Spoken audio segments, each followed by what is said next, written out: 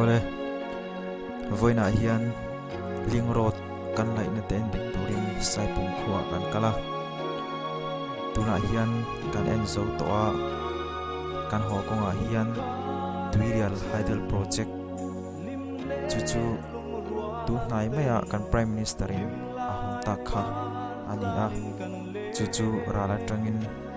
kan en hawani kan clear hawani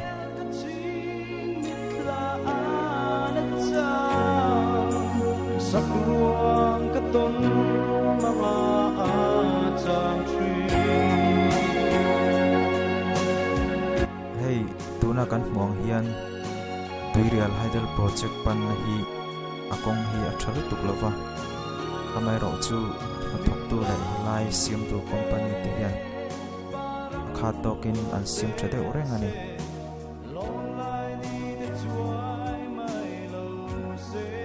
rala tangin kan thlira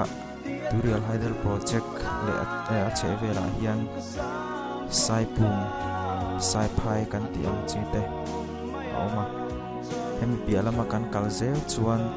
north lim en lama kan chuak don ani a shia theu hin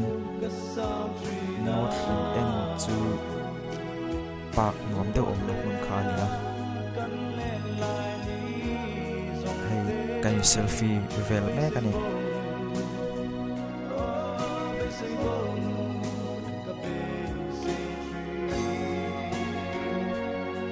anuam khop mai tuna kabul om korvar ha hi saipum khovisi secretary ani a tuirial hydel project an siam dan te akal kong tele achan chin tlang puite kan zota tihian min shil velani